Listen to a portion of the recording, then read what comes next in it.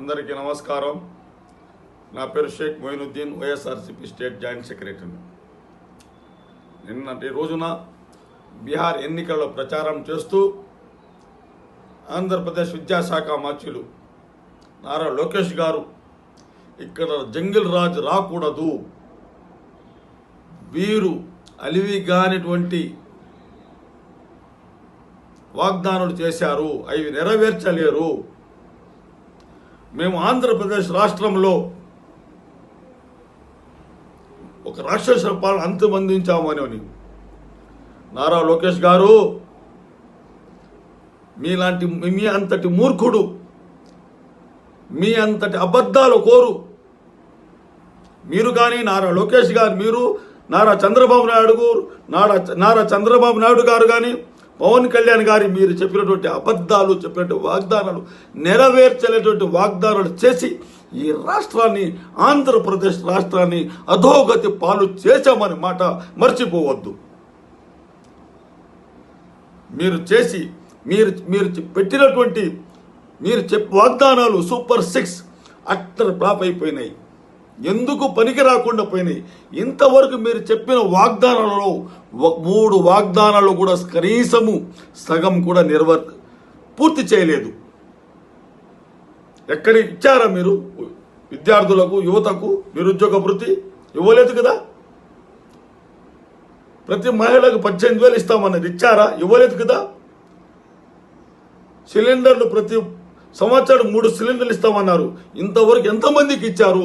దానిపైన శ్వేతపత్రం విడుదల చేయమంటే ఇంతవరకు చేసింది లేదు, అతి లేదు, గతి లేదు. మీ అంతటి అబద్ధాలు కోరు, మీ అంతటి మూర్ఖుడు, మీ అంతటి రాక్షస పాలన చేసే వ్యక్తి ఎవరైనా ఉన్నారు ఆంధ్రప్రదేశ్ రాష్ట్రంలో? మీరేదో మీ వల్ల గెలవలేదు, ఈవీఎంలు ట్యాంపరింగ్ చేసి దొంగ ఓట్లు 1,70,000 నుండి ప్రతి 1,90,000 వరకు ప్రతి పార్లమెంటు నియోజకవర్గంలో మీరు దొంగతనం చేశారు. మీరు దొంగలు, మీరు ఓటు దొంగలు, మీరు ఓటు చోరీ చేసే దొంగలు. అవన్నీ బయటపడతాయని అప్పటికప్పుడే మీ మోచేతి నీళ్లు తాగే ఎన్నికల సంఘం, ఆంధ్రప్రదేశ్ ఎన్నికల సంఘాన్ని, సెంట్రల్ ఎన్నికల సంఘం అయితే కానీ మీరందరూ కుట్రలు పన్ని వెంటనే అవన్నీ డిలీట్ చేసేసి వీవీప్యాట్ లేకుండా చేసేసారు, ఈవీఎంలు డేటా లేకుండా చేసేసారంటూ దుర్మార్గులు ఎవరైనా ఉన్నట్టే ఈరోజు ఈ కూటమి ప్రభుత్వ నాయకులు, ఆంధ్రప్రదేశ్ మరియు సెంట్రల్ ఎన్నికల సంఘం మాత్రమే. ఇది మా హక్కు, అడిగే హక్కు మాకున్నది. ఇది మా దేశం, మా రాష్ట్రం నాశనం పోతే చూస్తూ ఊరుకుంటలేం. మీరు అబద్ధాలు చెప్తుంటే తెలియని వాళ్ళు, చదువుకున్న కొంతమంది మూర్ఖులు వింటారేమో కానీ మా లాంటి వాళ్ళు వినరు. దేనికైనా సిద్ధమే, మేము చచ్చేదానికి సిద్ధమే, జైలుకు పోయేదానికి సిద్ధమే, పోరాటానికి కూడా సిద్ధమే. మీలాంటి వాళ్ళు అవినీతి చేస్తూ ఉంటే చూస్తూ ఊరుకు. ఎందుకంటే మీరు అవినీతి పరులే.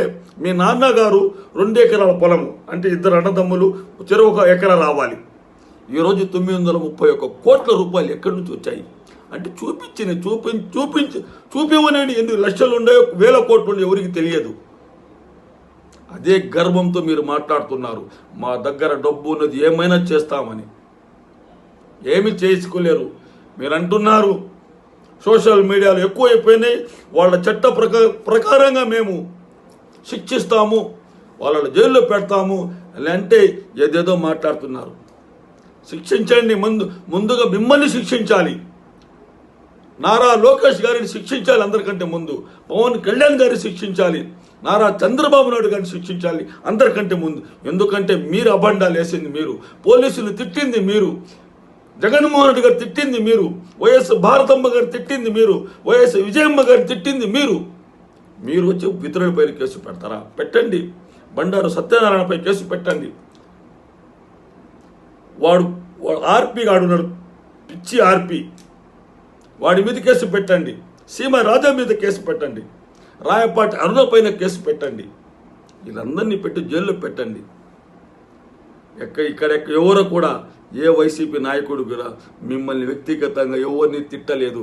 ఉదయం లేస్తే చెప్పులు చూపించడం మీరు చేసే పని, తిట్టడం మీరు చేసే పని.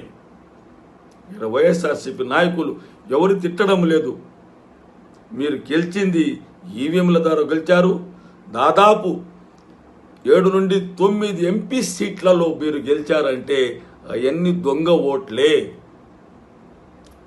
ఇదే మీకు చివరి ఎన్నికలు తెలుగుదేశం పార్టీకి.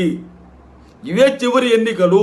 ఇక జీవితంలో ఏ వ్యక్తి ఆంధ్రప్రదేశ్ రాష్ట్రంలో మీ మాటలు వినబోడు కూడా. పెట్టండి, కేసులు పెడతారా, జైల్లో పెడతారా, పెట్టండి. తర్వాత 2029లో జగన్మోహన్ రెడ్డి గారు ముఖ్యమంత్రి కావడం ఖాయం. మిమ్మల్ని అందరినీ తగిన శాస్తి చేయడం గ్యారంటీ. అయ్యా పవన్ కళ్యాణ్ గారు, మీరు ఏదో కల్తీ నెయ్యి అంటున్నారు. నిన్న పిఠాపురంలో మాధవపూర్లో విహెచ్పి నాయకులే పట్టుకున్నారు.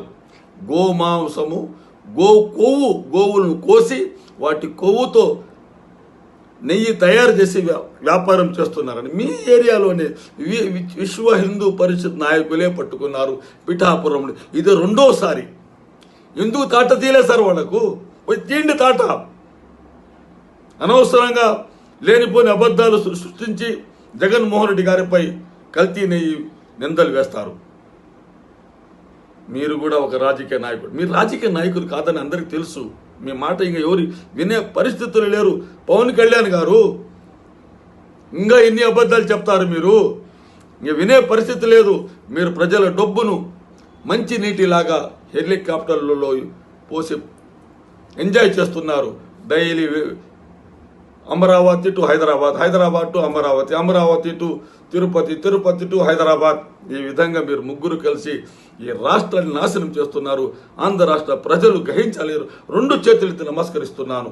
దయచేసి వీరు చెప్పిన ప్రతి ఉదయం లేస్తే అబద్ధాలు. అయ్యా, మీరు ఇన్ని లక్షల కోట్ల రూపాయలు